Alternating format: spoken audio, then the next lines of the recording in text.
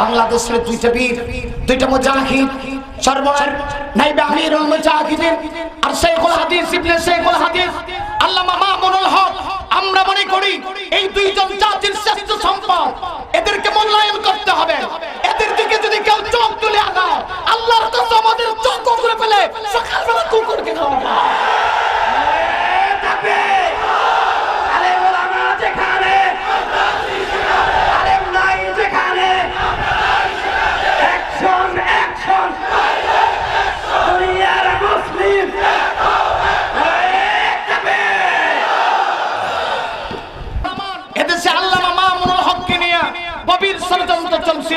কিন্তু মামুনুল হক সাহেবকে আল্লাহ এমন পর্যায়ে নিয়ে গেছে, এখন কুলাঙ্গারদের মাথা নষ্ট হয়ে গেছে। কথা কোন ঠিক বলেছে?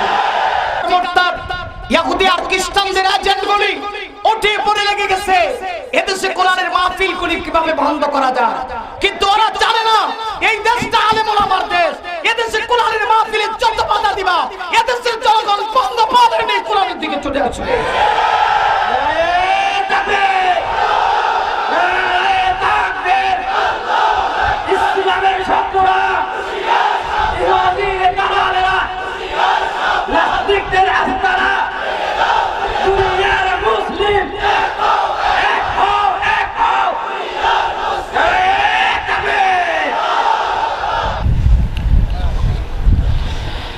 إن الحمد لله جميعا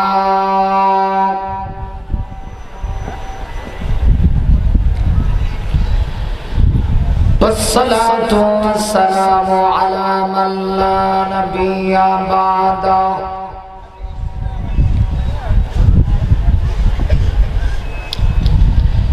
أما بعد فيا أيها الحاضرون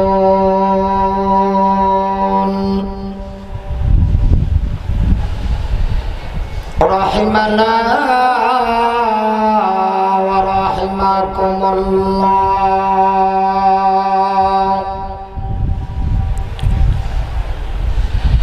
فقد قال الله تعالى في كلامه المجيد والفرقان الحميد: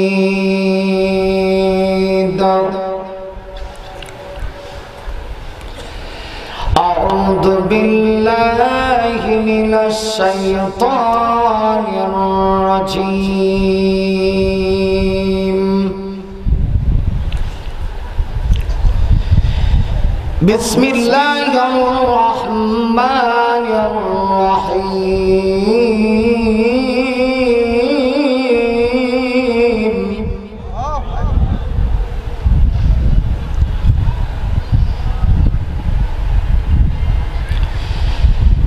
محمد رسول الله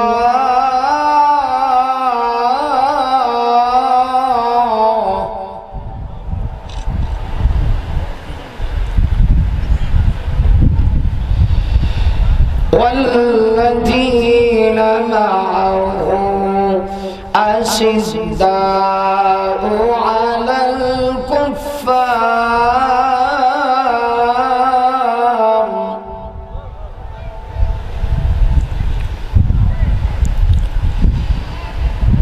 الكفار رحماء بينهم تراهم ركعا سجدا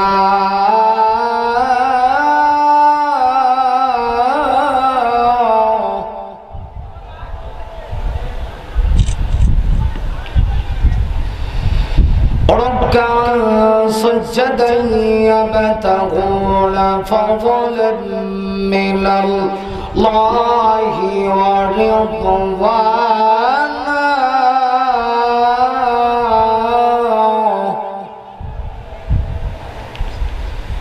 إلى آخر الآية. صدق الله مولانا العظيم وصدق رسوله النبي الكريم ونحن على ذلك من الشاهدين والشاكرين والحمد لله رب العالمين.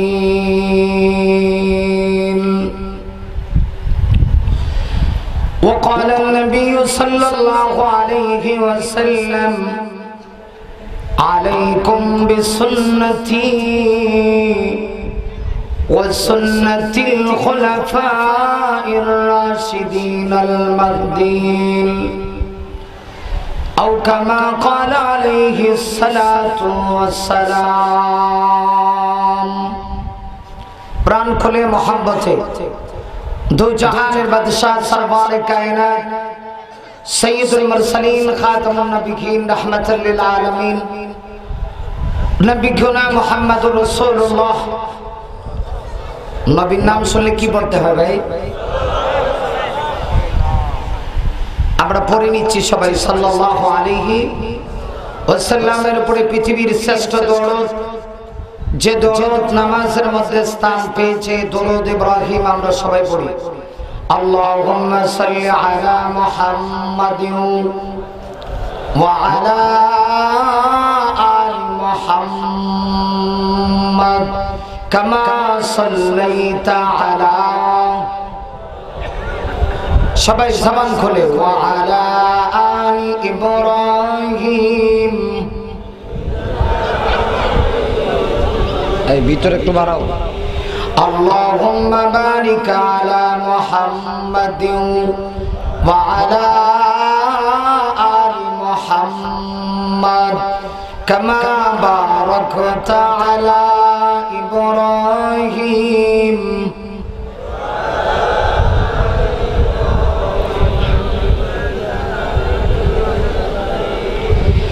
بلغ العلا بكماله كشف الدجى بجماله حسنت جميع خصاله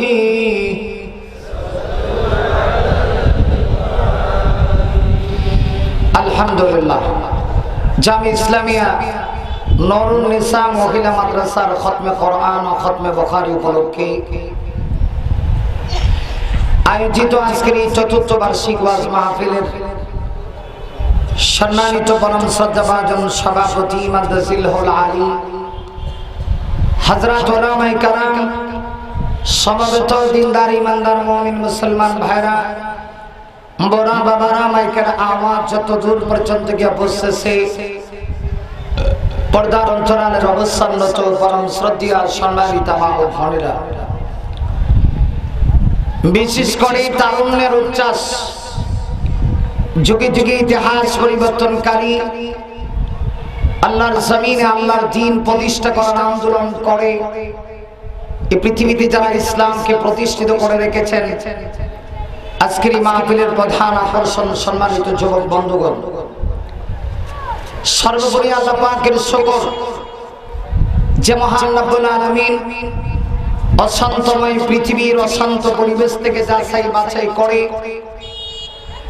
মুসলিম জাতির কঠিন ক্লান্তি লগ্নে এমন এক সময় যেই সময়ে গোটা পৃথিবীর মানচিত্রের ইতিহাস যদি আমরা পর্যালোচনা করি তাহলে দেখতে পারবো আজ গোটা পৃথিবীতে মুসলমান নির্যাতিত নিপীড়িত পদদলিত অপদস্থ ঠিক এর আওয়াজ আর আসতে কথা আপনারা দেখা যায় উল্টা আসতে কইলে জোরে কনকা আমি আপনাদের সবার কাছে জানতে চাই আপনারা কি কথা বিশ্বাস করেন যে আজকের মাহফিল বাতিলের মোকাবেলায় তাগুতি শক্তির মোকাবেলায় জিহাদের সমতুল্য কথা বলতে হবে আমি একটু ক্লান্ত অনেক ক্লান্ত কারণ সারা মৌসুম আমাদের প্রতিদিন কথা বলতে হয় আর বিশেষ করে গতকালকে ময়মনসিংহে ছিলাম আর ময়মনসিংহের ওয়াজ তো বুঝেন মানে বক্তাকে মাইক ধরায় দেয় ১:৩০টার পরে ১:৩০টার আগে কোনো সিরিয়াল নেই যে কারণে প্রচন্ড গলায় আঘাত পড়ছে বেশি রাত্রিতে কথা বলতে পারি না অভ্যস্ত নয় এরপরে আবার ২-৩ ঘন্টার মতো কথা বলতে হয়েছে শ্রোতা আজীব শ্রোতা ছাড়বে না কথা বলতেই হবে এই জন্য আজকে আবার জমা ছিল গলাতে সামান্য একটু জড়তা বা একটু আঘাত পড়ে গেছে এটা স্বাভাবিক পড়তেই পারে আবার ওয়েদার পরিবর্তন তো আশা করছি আপনারা এখানে যারা আছেন সকলে মিলে যদি একটা একটু জবানটা খুলে দেন, ইনশাআল্লাহ আল্লাহ চাইলে আমার জবান দিয়ে কথা বলার ক্ষমতা কি আমার আল্লাহর নাই? যদি তাকে সকলে একটু জবানটা খুলবেন, কথাগুলি বুঝলে মেহরবানি করে একটু হ্যাঁ না কম লাগবে। পারবেন তো ইনশাআল্লাহ? আমি বলছিলাম আজ এমন এক সময় আমরা এই জায়গায় সমবেত হয়েছি যখন গোটা পৃথিবীতে মুসলমান একতরফাভাবে নির্যাতিত, নিপীড়িত, পদদলিত, অপদস্থ। আর একটু জোরে, আর একটু জোরে। ঠিক সেই সময় মাইকলা একটু ভিতরে সাউন্ড বাড়াও, যতটুক বাড়ানোর সব বাড়ায় দাও, কারণ আমার গায়ে তেমন শক্তি নেই। একটু মেহরবানি করে ভিতরে বাড়াও, তোমার সাউন্ড কোয়ালিটি অনেক ভালো মাশাআল্লাহ, তোমার মাইকে কোনো সমস্যা নেই, সত্য যেটা সেটা প্রকাশ করতে হবে। আমি একটু দুর্বল, এই জন্য তুমি আমাকে একটু হেল্প করো যাতে একটু কথা বলতে পারি। আমার বোনের ভাইরা, এই কঠিন সময়ে মহান আল্লাহ যে আমাদেরকে আসার বসার তৌফিক দান করেছেন, এই জন্য দিল খুলে প্রাণ ভরে ভক্তি ভরে সমস্যায় একত্রিত হয়ে আসুন আল্লাহর দেওয়া জবান দিয়ে আল্লাহর শিখানো ভাষায় অন্তরে অন্তঃস্থল থেকে বলিষ্ঠ আওয়াজের মাধ্যমে কালিমাতুশ শুকর পেশ করি, জবান ছেড়ে আওয়াজ করে বলছি আলহামদুলিল্লাহ। আমার ভাইরা, সময় খুব কম। আমার পরে যিনি আসবেন আমি আপনাদের কাছে নতুন করে অ্যাডভার্টাইজ করে ওনার পরিচয় উপস্থাপন করার কোনো দরকার মনে করি না। মানে তিনি কত বড় আলেম, জামানার কত বড় এক মুজাদ্দিদ আপনারা সবাই জানেন। বর্তমান বাংলাদেশে যদি 5 জন গ্র্যান্ড মুফতি এক জায়গায় করা হয়, সর্বপ্রথম সারিতে যার নামটা আসবে তিনি হচ্ছেন আল্লামা মুফতি দেলাওয়ার হোসেন সাহেব। ঠিক কিনা বলেন? হুজুর আসবেন, এর আগে আমি একটু সময় কাটাবো অসুস্থ শরীর নিয়ে, বিক্ষিপ্ত ভাবে। আসলে অসুস্থতা হয়ে গেলে বক্তা আলোচনা করার যে দাঁত থাকে অনেকটাই কিন্তু দুর্বল হয়ে পড়ে। এরপর আল্লাহ পাকের উপর পূর্ণ আস্থা বিশ্বাস রেখে আমি আলোচনায় যেতে চাই। এর আগে আপনাদের কাছে উদাত্ত আহ্বান করব, যতক্ষণ কথা হবে আপনাদের দায়িত্ব থাকবে দুইটা। 1 নাম্বার, কথা যখন বলবো প্রয়োজন হলে একটু হা না বলবেন। 2 নাম্বার, সময়ের সুযোগের প্রেক্ষাপটে এমন একটা পরিবেশ যদি সৃষ্টি হয় রাতের নীরবতা নিস্তব্ধতাকে ভঙ্গ করে দিই, ওই তাগুতি শক্তি, বাতিল শক্তি, নাস্তিক আর মুরতাদগুলিকে যদি সজাগ করে দিতে হয় যে আমরা মুসলমান, আমরা বিড়ালের জাতি না, আমরা বাঘের জাতি, মুসলমান সিংহের জাতি, মুসলমান এমন জাতি যে জাতি পৃথিবীর কোনো বাতিলের সামনে আপোষ করতে পারে না। পারবেন তো ইনশাআল্লাহ? প্রয়োজন হলে একটু আল্লাহর জন্য তাকবীর দিবেন। পারবেন? আল্লাহ সবাইকে কবুল করুন। আমিন। আর আস্তে কম, খালি আস্তে কইলে জোরে কম কা, তাহলে আস্তেই কই দিব নাকি? আস্তেই কম, আপনারা জোরে সুরে কইরে। আল্লাহ পাক আমাদের সবাইকে কথাগুলি মনোযোগ সহকারে শোনার, বোঝার, আমল করার আল্লাহ যেন তৌফিক দান করেন। সবাই বলে আমিন। আসুন, আর এদিক সেদিক নয়, সরাসরি আমি আপনাদেরকে আমার তেলাওয়াতকৃত আয়াতে কারিমার আলোচনায় নিয়ে যেতে চাই। আমি আপনাদের সামনে তেলাওয়াত করেছি মহাবিশ্বের মহাবিশ্বয় সর্বকালের সর্বশ্রেষ্ঠ আসমানি গ্রন্থ ঐশী বাণী পবিত্র কোরআন আল কারীমের সূরাতুল ফাতহের সর্বশেষ লম্বা একখানা আয়াতে কারিমার অংশ বিশেষ আপনাদের সামনে তেলাওয়াত করেছি। এই আয়াতে কারিমার অংশকে সামনে রেখে কিছু কথা বলার চেষ্টা করব। আসুন, আর এদিক সেদিক না গিয়ে সরাসরি তেলাওয়াতকৃত আয়াতের দিকে নিয়ে যেতে চাই। আল্লাহ রাব্বুল আলামিন আমার তেলাওয়াতকৃত আয়াতে কারিমার প্রথম অংশের ভিতরে বলেন, মুহাম্মাদুর রাসূলুল্লাহ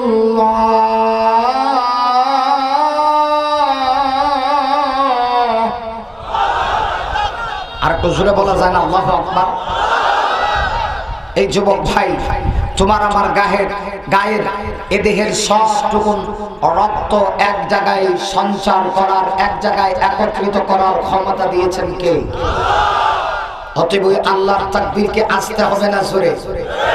নির্বাচনে আসলে পরে তো খুব জোরে সোরে আওয়াজ দাও। নির্বাচনে জালু ভাই মাথা আছে ঠেং নাই, জালু ভাইয়ের চরিত্র ফুলের মতো পবিত্র, নামাজ পড়ে না এক ওয়াক্ত, গাঞ্জা খায় 5 ওয়াক্ত।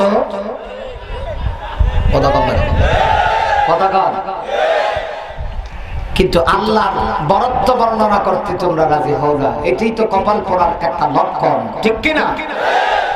আল্লাহ পাক বলছেন মুহাম্মাদুর রাসূলুল্লাহ, আল্লাহ পাক বলছেন মুহাম্মদ সাল্লাল্লাহু আলাইহি ওয়াসাল্লাম আল্লাহর রাসূল। সুবহানাল্লাহ। এই পৃথিবীতে যে যারা এই কথা স্বীকার করেছে মুহাম্মদ সাল্লাল্লাহু আলাইহি ওয়াসাল্লাম আল্লাহর রাসূল, ইতিহাস প্রমাণ করে যুগে যুগে তারা সম্মান পেয়েছে আবু বকর ওমরের মতো। আর আস্তে কর ভাই, আমি সিলেটি লোক, আমার ভিতরে জজবা আছে। আপনারা একটু অসুস্থ তো, আওয়াজ করে আমার জজবাটা উঠাই দিতে হবে, পারবেন না? তবে আজকের আওয়াজটা একটু দুর্বল লাগতেছে, আপনাদের জন্য হয়তো বেশি, কিন্তু আমি সচরাচর সুস্থ থাকলে যে আওয়াজ পাই, এই আওয়াজ আজকে পাচ্ছি না। এই জন্য আমি আশা করবো আওয়াজটা আরেকটু উচ্চ কণ্ঠে দিবেন, পারবেন না? আমার পরের ভাইরা, ইতিহাস প্রমাণ করে যে বা যারা এই কথা স্বীকার করেছে মুহাম্মদ সাল্লাল্লাহু আলাইহি ওয়াসাল্লাম আল্লাহর রাসূল, যুগে যুগে তারা সম্মান পেয়েছে আবু বকর ওমরের মতো। আর যারা স্বীকার করে নাই, যুগে যুগে তারা জুতার বাড়ি খেয়েছে মিস্টার বুশের মতো।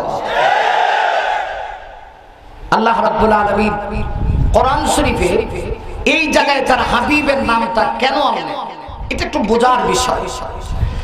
একটু দেখেন, আল্লাহ তার হাবিবকে এত মর্যাদা দিয়েছে, এত সম্মান দিয়েছে যে কোরআন শরীফে বিনা কারণে আল্লাহ তার হাবিবের নামটা পর্যন্ত উচ্চারণ করেন না।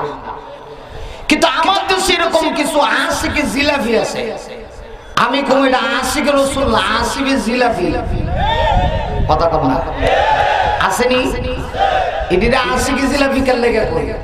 দেখবেন নবীর ইজ্জতের উপরে আঘাত আসলে তাদের কোনো প্রতিবাদ নাই। কিন্তু রবিউল আউয়াল মাসে মিলাদ পড়ে যদি জিলাপি একটা কম হয়, মাইরের দম পড়ে কথা কম। ওই আশিক রাসূল আছে, এরা দেখবেন নবীর নাম শুনলেই লাফবারে খাড়ায় যায়, কথা কয় না, লাফবারে খাড়ায় যায়। শুধু খাড়ায় তা না, নবীকে তখন ডাকে ইয়া নবী সালামু আলাইকা, কিন্তু হে জানে না যে এটা কত বড় বেয়াদবি। আল্লাহ কোরআন শরীফে তার হাবিবকে ইয়া মুহাম্মদ বলে কোরআনে কোথাও একবার ডাক দেয় নাই। আল্লাহু আকবার কর, আর জোরে কর।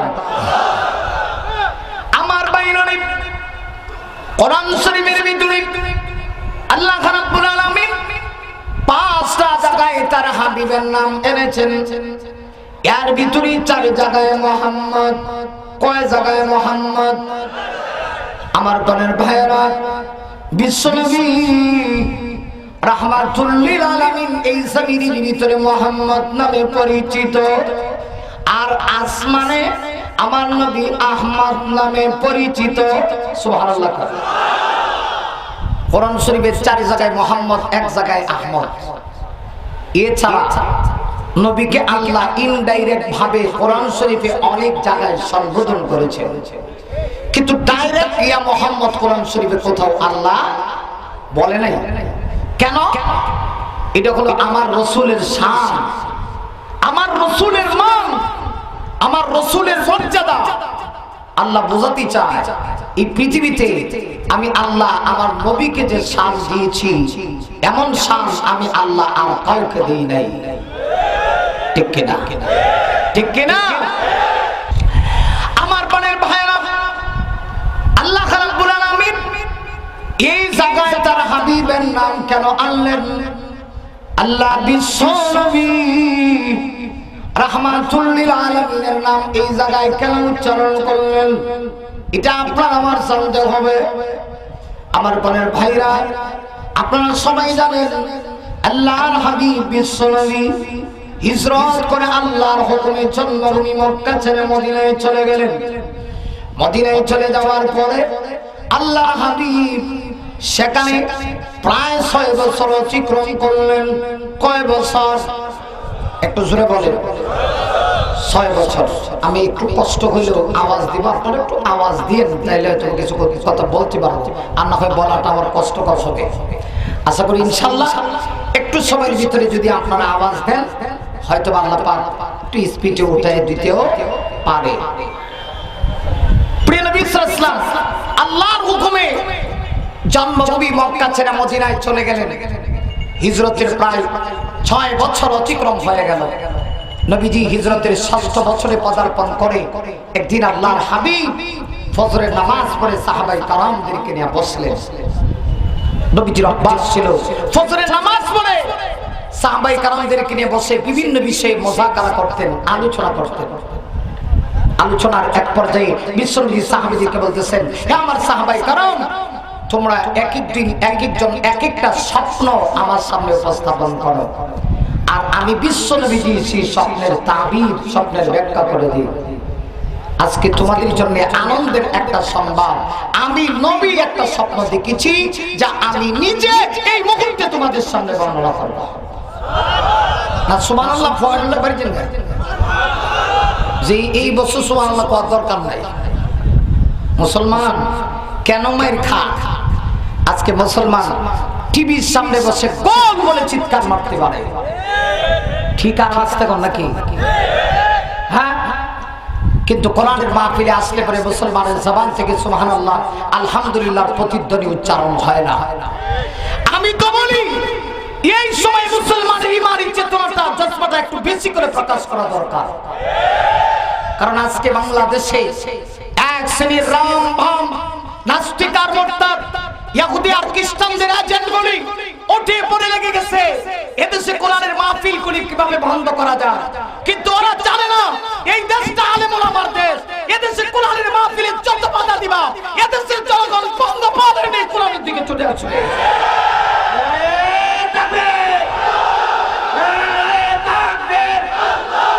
ইসলামের ছাত্ররা, ইহুদিদের কামালেরা, নাস্তিকদের আস্তানা, দুনিয়ার মুসলিম এক হও, এক হও, এক হও। আল্লাহ যদি কবুল করে সবাই বলে আমিন। আজকে যত বাধা দিচ্ছে মানুষ তত কোরআনের দিকে আকর্ষণ হচ্ছে।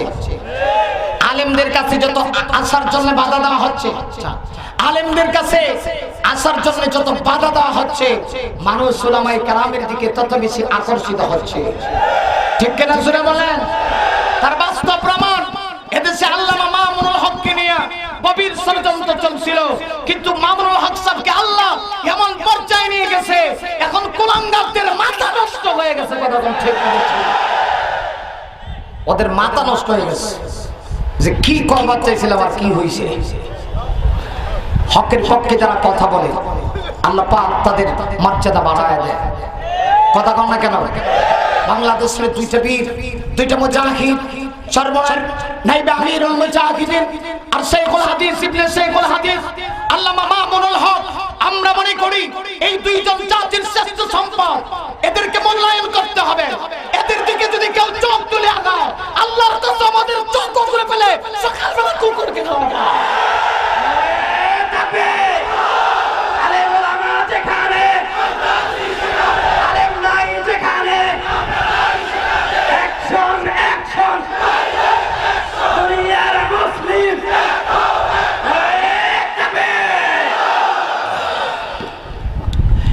ওরা মনে করছে আমরা বোকা, ওলামায়ে কেরাম বোকা না।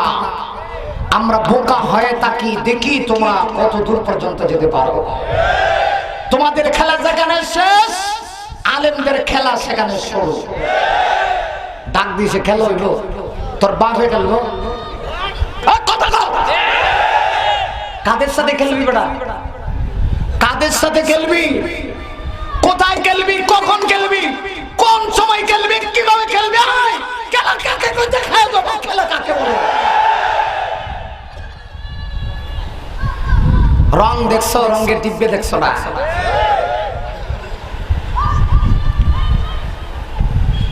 আমাদের সিলেটি ভাষায় অসুস্থ মানুষ অনেক কথা বলার ছিল, আর যে পরিবেশ পাইছে আজকে 4 ঘন্টা কমাইলাম, কিন্তু অবস্থা একটু সামনে আগে আসেন, সামনে আগে আসেন, কেউ কথা বলবেন না, নিশ্চুপ হয়ে যারা আল্লাহকে ভালোবাসেন প্রত্যেকে সামনে আগে আসেন, কারণ মাত্র আসা শুরু হয়েছে, ঠিক কিনা বলেন? মাশাআল্লাহ, আগে আসেন।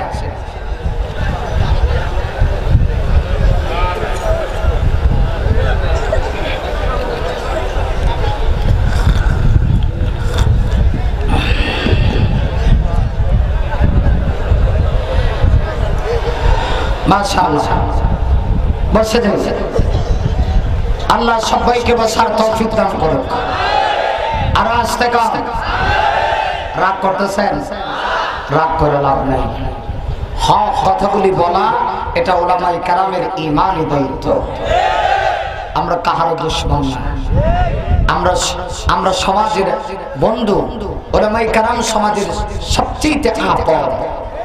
তার বাস্তব প্রমাণ হলো করোনা ভাইরাসের সময় এদেশে যখন কেউ কাহারো কাছে যেতে রাজি নয়, তখন উলামায়ে কেরাম ইসলামী আন্দোলনের লোকগুলি আপনাদের কাছে গিয়েছে, আপনাদেরকে কবরস্থ করেছে।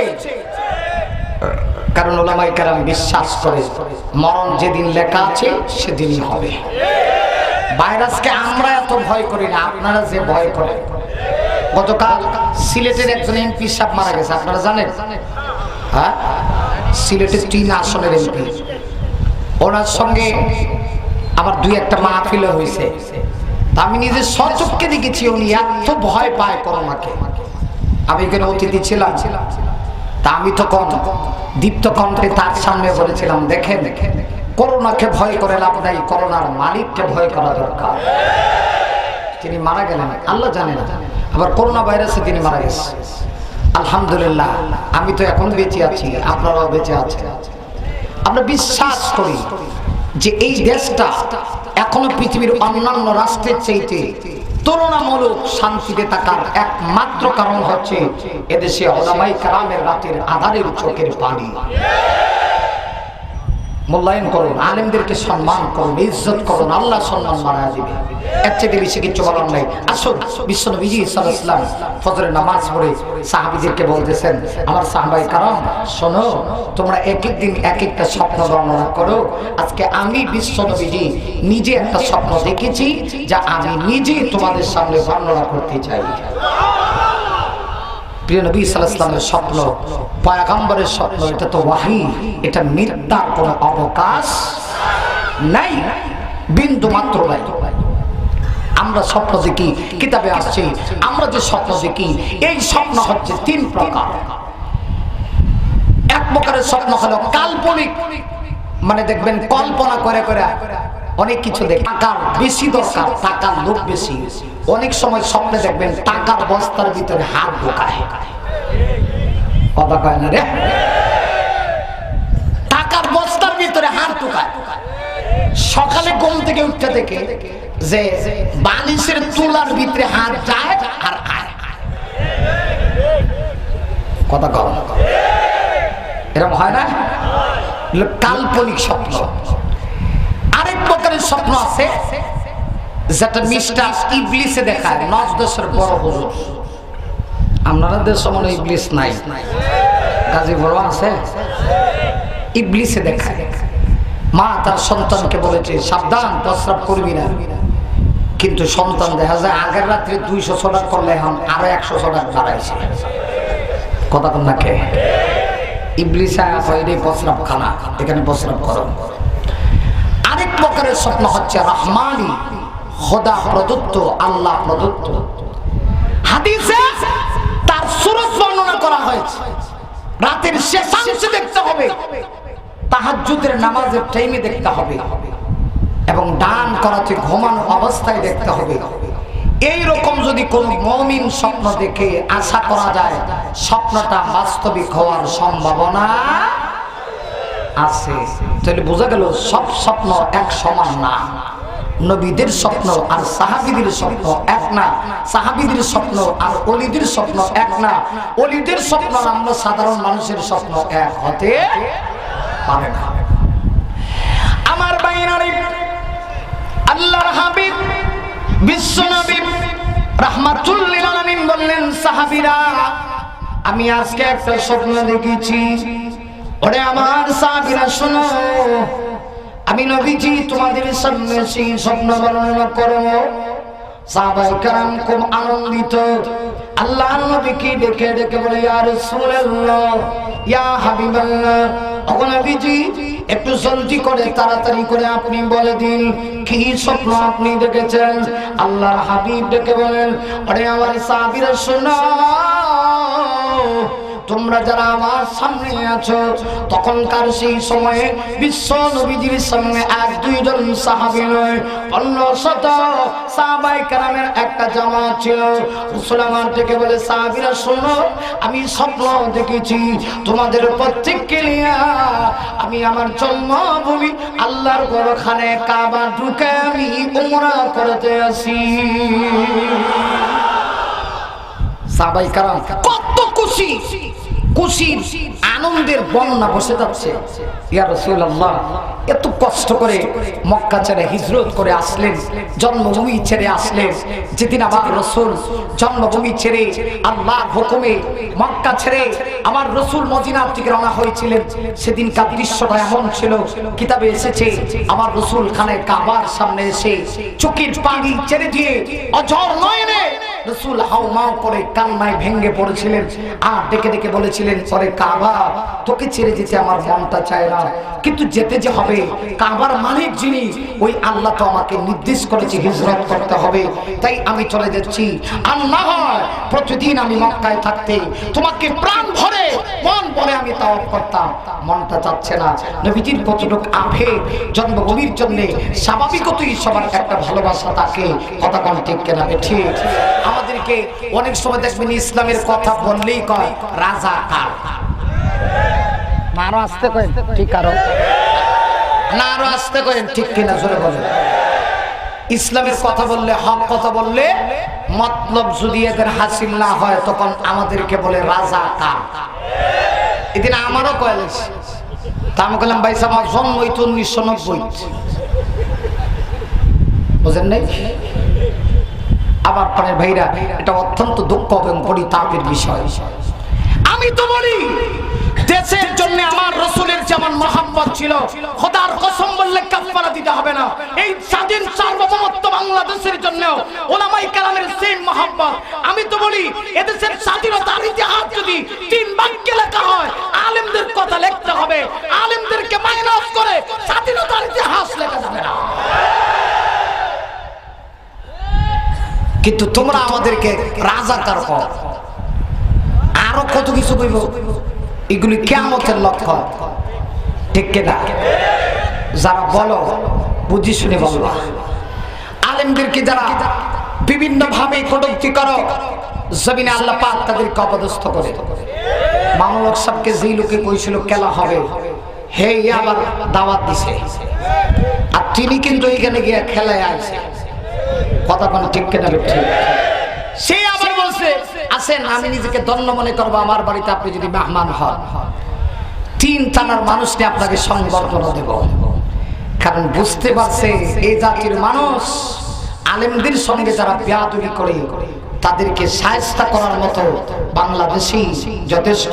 এটা একমাত্র নজির রাখার মতো দেশ হচ্ছে বাংলাদেশ, যে যেই দেশে আলেমদের বিরুদ্ধে না করে আর কেউ এক মুহূর্ত থাকতে পারে না। এটা হচ্ছে আমার সোনার বাংলাদেশ। আলহামদুলিল্লাহ, আমরা ক্ষমতা চাই না, ক্ষমতার দরকার নাই। আমরা ক্ষমতা দিয়ে কি করব? তবে আমাদের কথা ক্লিয়ার, যে বাচ্চারা ক্ষমতায় থাকবে, কে থাকবে কেন এটা তাদের ব্যাপার। আরো 1000 বছর থাক, পারবো নি? কথা মনে পারবো নি? মনে করেন পারবে, আল্লাহ রাখো, আমাদের কোনো সমস্যা নাই, আমরা ক্ষমতার দরকার নাই। তবে আমাদের বক্তব্য ক্লিয়ার, কোরআন হাদিসের বিরুদ্ধে কিচ্ছু বলবা, তুমি কোন দল সেটা আমার দেখার কোনো বিষয় নয়। সাথে সাথে আমরা উলামায়ে কেরাম প্রতিবাদ করা, এটা আমাদের ঈমানি দায়িত্ব। আলহামদুলিল্লাহ, আসুন যেই কথা বলছিলাম, আল্লাহর হাবিব বিশ্বনবীজির কাছে সাহাবায়ে কেরাম বলছি, ইয়া রাসূলুল্লাহ, আপনার সেই আবেগ যে কতদিন হয়ে গেল মক্কা ছেড়ে আসলেন, আর সেই মক্কায় যাওয়া হচ্ছে না, স্বপ্নটা বাস্তবিক হবে, ইয়া রাসূলুল্লাহ আমরা প্রস্তুত। সাথে সাথে 1500 সাহাবায়ে কেরাম রাসূলের হাতে হাত রেখে বায়াত গ্রহণ করেছেন, প্রস্তুত হয়ে গেছেন উমরা করার জন্য প্রস্তুত। রাসূল বললেন, প্রস্তুত যদি হয় ওটের উপরে সওয়ারি থাকো। নবীজি আবার রওনা করেছেন সুদূর সেই মদিনা থেকে মক্কা মুআজ্জামার দিকে রাসূল রওনা করেছেন। সুবহানাল্লাহ, রাস্তায় একদম মক্কার নিকটবর্তী চলে গেছে। মক্কার কাছেই একটা কূপ আছে হুদাইবিয়া, সেই হুদাইবিয়ার কূপের কাছে আল্লাহর রাসূল যখন গেলেন, রাসূল বললেন, সাহাবীরা তোমরা থামো। দেখেন নেতা কাকে বলা হয়। আমি তো বলি এই পৃথিবীতে নেতা হওয়ার জন্য যতগুলি গুণ ছিল সবগুলি গুণ ছিল আমার রাসূলের ভিতরে। আমরা কারে নেতা মানি? কারণ আমার দেশের নেতারা নিজে খাইলে পরে চিন্তা, আগে নিজের কথা না, নিজে খায়া পরে চিন্তা। কিন্তু প্রিয় নবীজি কেমন নেতা ছিলেন দেখে শিক্ষা গ্রহণ করা দরকার। কিন্তু সেই নেতার চরিত্রের মধ্যে কলঙ্ক লেপন করার জন্য নাস্তিকেরা অনেক সময় রাসূলকে পর্যন্ত সন্ত্রাস বলে গালি দেয়। আমি সেই সমস্ত কুলাঙ্গারদেরকে বলতে চাই, যারা আমার রাসূলকে সন্ত্রাস বলে গালি দাও, বুঝে শুনে আমার রাসূলকে গালি দিবা। কারণ এই দেশের মুসলমান হয়তোবা কেউ নামাজ ভালো করে পড়তে পারে আর না পারে, হয়তোবা কেউ ভালো করে রোজা রাখতে পারে বা না রাখে, কিন্তু ওই সমস্ত দুর্বল মুসলমানরাও রাসূলকে তার কলিজার চাইতে আরো বেশি ভালোবাসে। এই দেশে যদি কোনো কোলাঙ্গার, কোনো নাস্তিক, কোনো মুরতাদ আমার রাসূলকে গালি দেয়, খোদার কসম ওই সমস্ত কোলাঙ্গার আর নাস্তিক মুরতাদদেরকে এদেশের মুসলমান জ্যান্ত কবর দিতে প্রস্তুত। এটা আমার ঈমানের অংশ, রাসূলকে ভালোবাসা। আল্লাহর হাবিব কেমন নেতা ছিলেন, কেমন নবী ছিলেন। বিশ্ব নবীজি হুদাইবিয়ার কূপের কাছে যাওয়ার পরে সাহাবায়ে কেরামদেরকে বললেন, ও আমার সাহাবায়ে কেরাম শোনো, আর সামনের দিকে কেউ আগাবা না, কারণ এটা ঠিক হবে না কোন দেশে হঠাৎ করে প্রবেশ করা। নিয়ম হলো ওই দেশে আগে দূত প্রেরণ করে, তাদের মাধ্যমে প্রস্তাবনা প্রেরণ করা, এরপরে প্রবেশ করা। আল্লাহর রাসূল তাই সাহাবীদেরকে নিয়ে পরামর্শের ভিতরে বসলেন। বিশ্বনবীজি সর্বপ্রথম ডাকলেন নবীর সাহাবী সাইয়্যিদুনা হযরত ওমর ইবনুল খাত্তাব রাদিয়াল্লাহু আনহুকে। সুবহানাল্লাহ। কারে ডাকছেন? খুব ঠান্ডা, কি বলে কথা কয় না, আর জোরে কন না। আল্লাহর হাবিব বিশ্বনবী এক একজন সাহাবীর এক একটা কোয়ালিটি বর্ণনা করেছে। আবার রাসূল বলেছেন, আরহামু উম্মতি বিউম্মতি আবু বকর ওয়া আসাদুহুম ফি আমরিল্লাহি উমর ওয়া আসদাকুহুম হায়াআন উসমান ওয়া আকদাহুম আলী। রাসূল বলেন, আমার উম্মত শোনো, আমার সাহাবীদের ভিতরে সবচেয়ে রহম দিলওয়ালা, নরম দিলওয়ালা সাহাবী, যে সাহাবী আরহাম, সাহাবীর নাম হলো আবু বকর। এরপরে রাসূল বলেন, ওয়া আসাদুহুম ফি আমরিল্লাহি উমর, আমার উম্মতেরা, আমার সাহাবীদের ভিতরে সবচেয়ে আসাদ, সবচেয়ে সংবেদনশীল, শক্ত দিলওয়ালা সাহাবী, ওই সাহাবীর নাম হযরত ওমর। নবী আমার ওমরকে ডাকলেন, ওরে ওমর, তুমি যাও মক্কায় গিয়া মক্কার লিডারদেরকে বলবা আমরা এসেছি সুদূর সেই মদিনা থেকে মক্কায়, আর কোনো উদ্দেশ্য না, উদ্দেশ্য একটাই, আমরা আল্লাহর ঘর প্রাণ ভরে মন ভরে আমরা তাওয়াফ করব, আবার আমরা চলে যাব। হযরত ওমরকে রাসূল যখন এই কথা বলেছে, আমার ভাইয়েরা, ওমর এত বিচক্ষণ ব্যক্তি ছিলেন। হযরত ওমর আমার রাসূলকে ডেকে ডেকে বলে, ইয়া রাসূলুল্লাহ, এটা কি আপনার নির্দেশ নাকি পরামর্শ? সুবহানাল্লাহ। ওমর বলে, ইয়া রাসূলুল্লাহ, এটা কি আপনার নির্দেশ না পরামর্শ?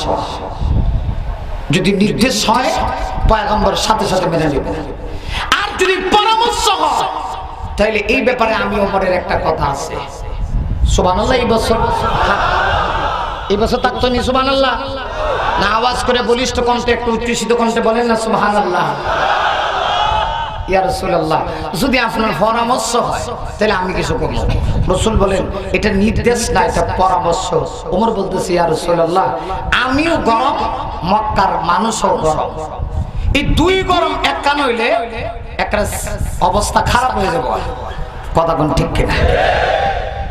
এই জন্য আমার মনে হয় আমাকে না পাঠায়া, মক্কাতে আমাকে দূত হিসাবে না পাঠায়া আমার ভাই উসমান গনিকে পাঠাইলে ভালো হবে। কারণ উসমান এর একটা গুণ ছিল, তিনি দানশীল ছিলেন। হযরত ওমর বলতেছে, ইয়া রাসূলুল্লাহ, উসমান তো এমন সাহাবী, গোটা মক্কায় এমন একটা কাফের নাই যে কাফের উসমান গনির হালুয়া রুটি খায়া বড় হইছে। উসমান গনি হালুয়া রুটি খাওয়া লাগছে। অতএব আপনার যদি কাহার প্রতি ইহসান থাকে, দয়া থাকে, সে কিন্তু আপনার সামনে মাথা নত করতে বাধ্য। কথা বল না কেন? আরো জোরে বলেন। ইয়া রাসূলুল্লাহ, আমার মনে হয় আমাকে না পাঠায়া আমার ভাই উসমানকে পাঠান। সত্যি সত্যি নবীজির সাথে সাথে তার পরামর্শ গ্রহণ করলেন। ওমরকে বললেন, আমার আল্লাহ তোমাকে প্রতিদান দান করুক, চমৎকার পরামর্শ দিয়েছো, উসমান তুমি যাও। উসমান গনি এবার ঢুকলেন, মক্কায় ঢুকছেন। ঠিক সেই মুহূর্তে উসমান গনি বলেন, আমি তাকায় দেখি খানায়ে কাবার চতুর্দিকে মক্কার বেঈমান কাফেররা অস্ত্র শস্ত্রে সুসজ্জিত হয়ে দাঁড়ায় আছে। যেই মুহূর্তে আমার রাসূল ঢুকবে আর ওরা আক্রমণ করবে। আল্লাহু আকবার। উসমান গনি যখন বীরের বেশে প্রবেশ করছিলেন, মক্কার সেই সমস্ত কাফেররা উসমানকে দেখে একজন আরেকজনের কানের কাছে গিয়া কয়, অস্ত্র নামা, কেডাইতেছে আগে দেখ। আর আস্তে আস্তে অস্ত্র নামা, আইতেছে কেডা? খাইছস তো অনেক, আল্লাহর ওলি তো অনেক খাইছস, দেখ কেডাইতেছে। হযরত উসমান গনি বীরের বেশে তখন প্রবেশ করছিলেন। উসমান গনি বলে, মক্কায় যখন ঢুকছি এমনিতেই কাফেররা এমন কথা কইছে, ভিতরে জ্বালা আরম্ভ হইছে, জ্বালা। কিন্তু সব সময় রাগ করলে ঠকন লাগে।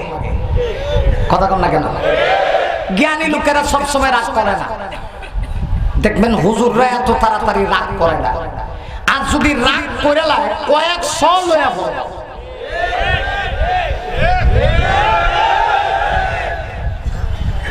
হযরত উসমান গনি রাদিয়াল্লাহু আনহু বলেন, যেই মুহূর্তে খালি ঢুকছি এমনি কাফেররা কয়, উসমান ভাগ্য ভালো, তোমার নবী এলে কিয়ামত গড়াইলাম না। আচ্ছা কোন উসমান গনির ইমানের ভাওয়ার মনে আপনার আমার মতো? কথা বলে দি, আপনার আমার মতো নাকি? মরা মার্কা ইমানদার। হযরত উসমান গনি মনে মনে করে, কপাল বালা, এখন রসুলের পক্ষ থেকে এসেছে এই মুহূর্তে প্রস্তাব নিয়ে, এখন কি করবো? বরদাস্ত তো করতে হবে। আচ্ছা কি? তখন মক্কার লোকেরা বলতেছে, উসমান তুমি যেহেতু আসছো, অবশ্যই তোমার সাথে আমাদের পরামর্শ হবে, কথা হবে, এতে কোনো সমস্যা নাই। হযরত উসমান গনি রাদিয়াল্লাহু আনহু তখন বলছিলেন, দেখো আমি এসেছি দুইটা প্রস্তাবনা নিয়ে। কয়টা প্রস্তাব? কথা বলতে হবে, কয়টা? আল্লাহর নবীর সাহাবী হযরত উসমান গনি রাদিয়াল্লাহু আনহু বলেন, আমি এসেছি দুইটা প্রস্তাবনা নিয়ে। এক নাম্বার, আল্লাহর রাসূল বলেছি তোমরা যদি অনুমতি দাও, রাসূল বলেছেন আল্লাহর নবী 1500 সাহাবায়ে কেরামের জামাত নিয়ে মক্কায় ঢুকবে, শুধু তাওয়াফ করবে, উমরা করবে, এরপরে চলে যাবে। আচ্ছা এই প্রস্তাবটা ভালো না খারাপ? কিন্তু কাফেররা প্রথম নম্বরে কয় এটা বাতিল। ফালি হাযা বাতিল। চিন্তা করে দেখেন কই থেকে আইছে। তখনকার যুগে তো বিমানের ব্যবস্থা ছিল না, হেলিকপ্টারের ব্যবস্থা ছিল না। এয়ারপোর্টে গিয়া বিমানে চলে যাবেন, হেলিকপ্টার ল্যান্ড করবে আপনার এলাকায়। ওই যুগে তো এই ব্যবস্থাপনা ছিল না। কোথায় সেই মক্কা, কোথায় সেই মদিনাতুল মুনাওয়ারা। সাহাবায়ে কেরাম কত কষ্ট করে সেই মদিনা থেকে কত আশা নিয়ে মক্কার অভিমুখে রওনা করছে। প্রথম প্রস্তাব বাতিল। আচ্ছা, 2 নম্বর প্রস্তাব হলো, 2 নম্বর প্রস্তাব হলো, এতে যদি তোমরা সম্মত না থাকো, রাসূল বলেছেন তোমাদের সঙ্গে একটা সন্ধিনামা হবে, চুক্তিনামা হবে, যে তোমাদের কিছু চুক্তিনামায় শর্ত থাকবে, আমাদের কিছু শর্ত থাকবে। এই শর্ত তোমরাও মানবা, আমরাও মানবো। 10 বছরের চুক্তিনামা হবে, সুলহ হুদাইবিয়ার চুক্তিনামা। আল্লাহু আকবার। তখন কাফেররা কয়, হ্যাঁ আমরা সেই চুক্তিনামা করতে রাজি, তবে আমাদের শর্তগুলি গ্রহণযোগ্য করতে হবে, বেশি অগ্রাধিকার দিতে হবে বেশি। হযরত ওসমান কয়, ঠিক আছে, কোনো সমস্যা নাই।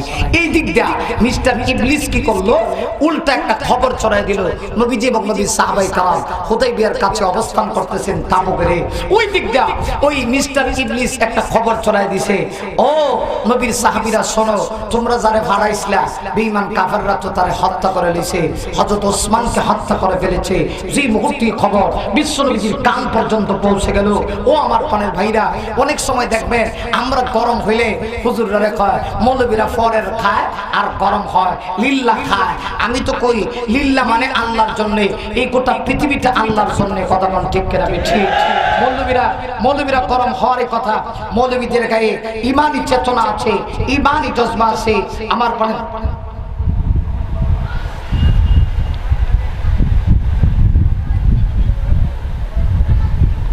এখন তো কথা অনুযায়ী এখনই শেষ করা লাগবে, জামু হই। কথা বুঝেন নাই? আমিও তো ওয়াজ এমন ভাবে শুরু করছি যে কখন যে শেষ হবে আমি নিজেও জানি না। অসুবিধা হইতেছে না? সবকিছুর দিক খেয়াল করতে হবে। না না দাঁড়ান না, আমার দাঁড়ান মিছিল দিয়ে শেষ করে। আমার পরে যিনি আছে ওনারা কি বসায় রাখার মতো ব্যক্তি নাকি? কথা বল না কেন? উনি কিন্তু বসায় রাখার মতো কোনো ব্যক্তি না। আপনি হয়তো বুঝেন না, জানেন না। মানে আমি কি করবো, ওখানে লেখছেন 10টা 50 মিনিটের সময়ের ভিতরেই আলোচনা সহ কিছু আবদারও আছে, সব সহ যে অন্তত 10:30টাই বাজতেছে। মানে 20 মিনিট তো ভিডিও করণ দিত না, এই দিক না ওই দিক। আসলে আরেকটু আগে বসলে হয়তো আরেকটু ভালো হইতো।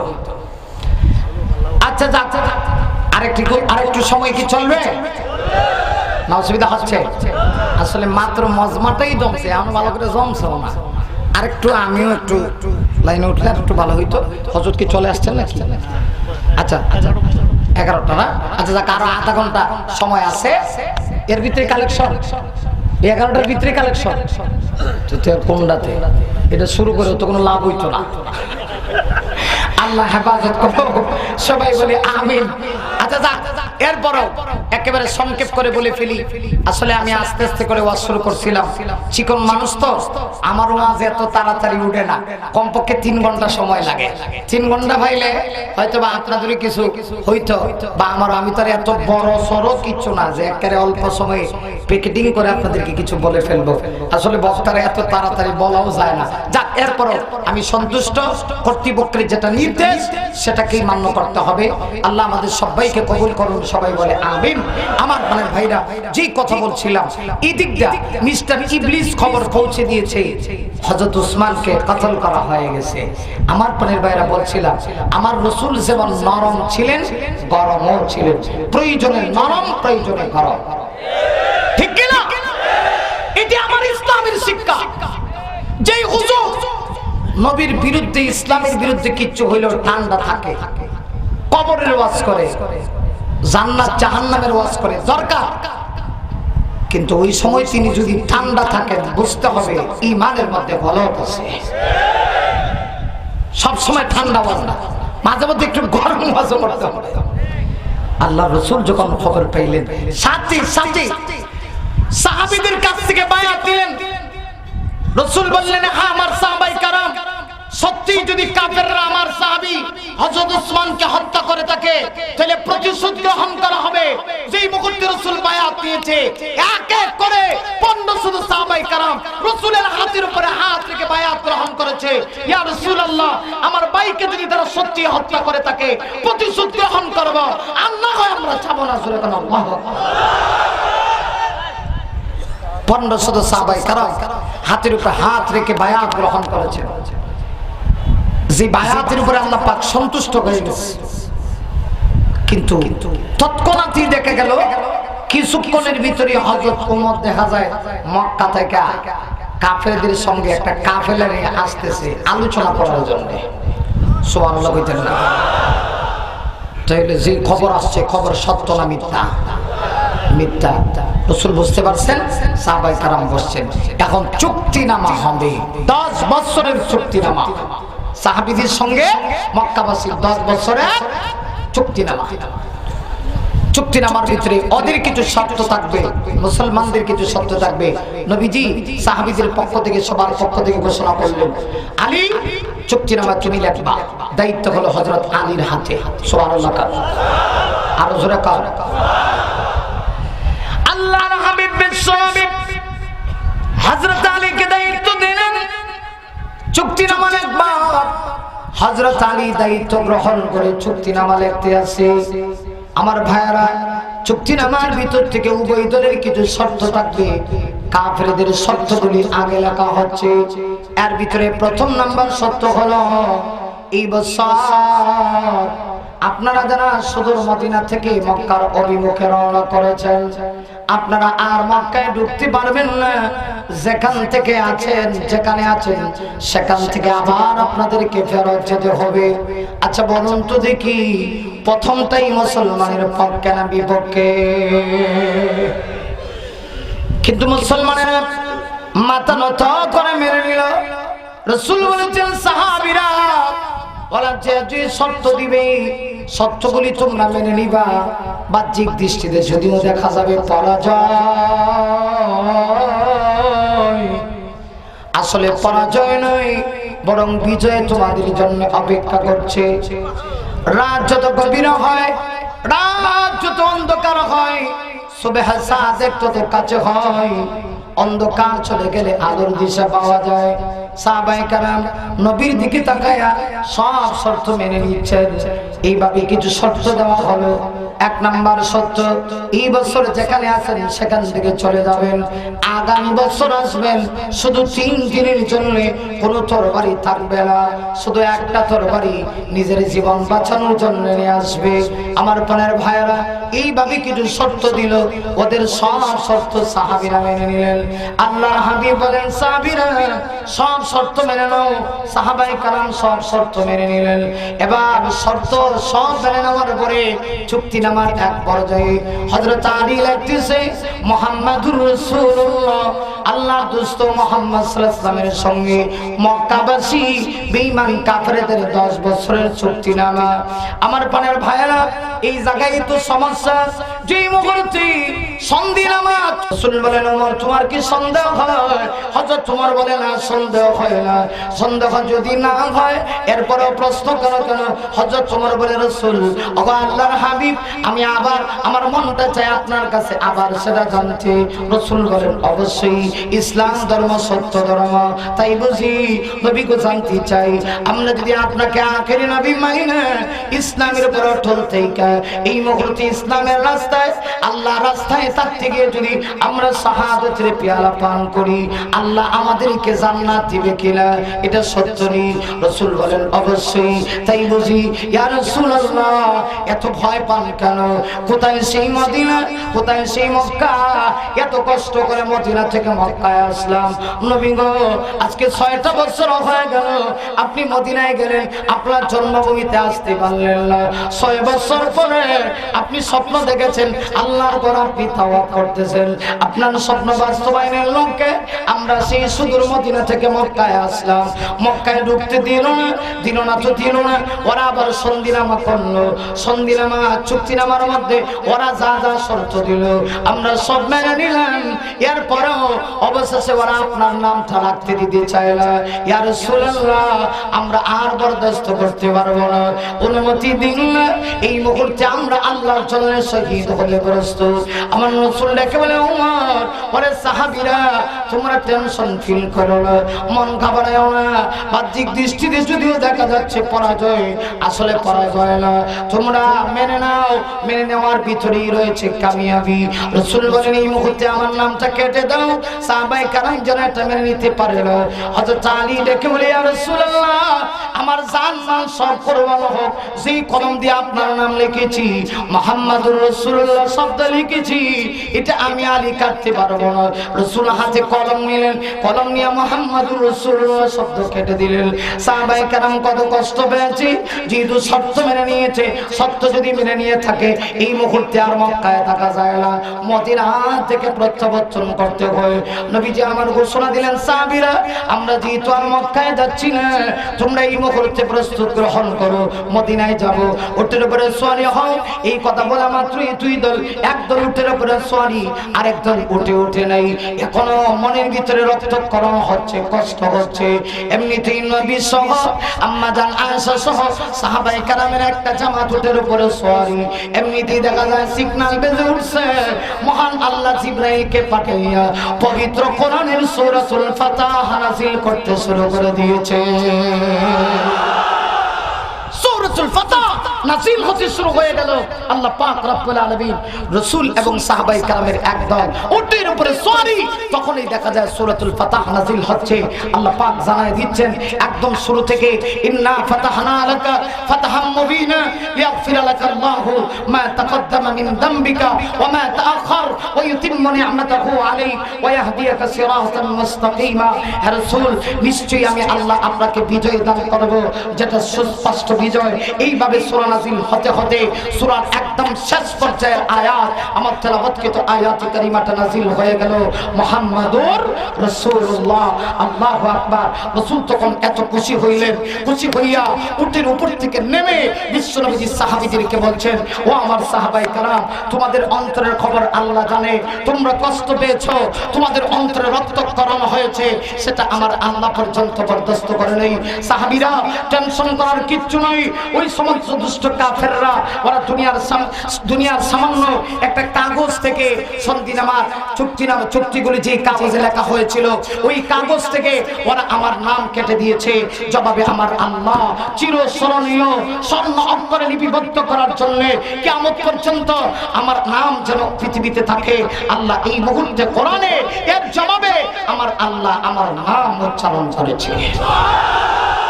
আমি আমি আমি আজকে সেই সোনালী যুগের 1400 বছর পরে এদের দক্ষিণ কণ্ঠে বলতে চাই, আজও যারা এই পৃথিবীর জমিন থেকে আমার রাসূলের নাম তোমরা চিরতরে মুছে দিতে চাও, তোমরা বুকার সাগরে বাস করছ, এই স্বপ্ন কিয়ামত পর্যন্ত বাস্তবায়ন হবে না।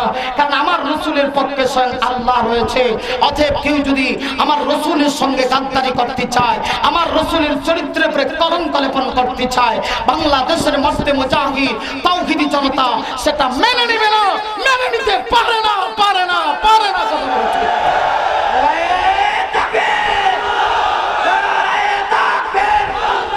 ইসলামের ছাত্র ইহুদিদের দালাল নাস্তিকদের আস্তানা বিশ্বনবীর অবমাননা মানি না, মানব না। ওলামায়ে কেরামের শত্রু আল্লাহ আমাদের সবাইকে কবুল করুক, সবাই বলে আমিন। অতএব কথার শুরু ছিল এই মুহাম্মাদুর রাসূলুল্লাহ। আল্লাহ পাক বলছেন মুহাম্মদ সাল্লাল্লাহু আলাইহি ওয়াসাল্লাম আল্লাহ রাসূল। এই পৃথিবীতে যে বা যারা এই কথা স্বীকার করবে সম্মান পাবে আবু বকর ওমরের মতো, ঠিক কি না? আর যারা মানবে না এরা জুতার বাড়ি হইব।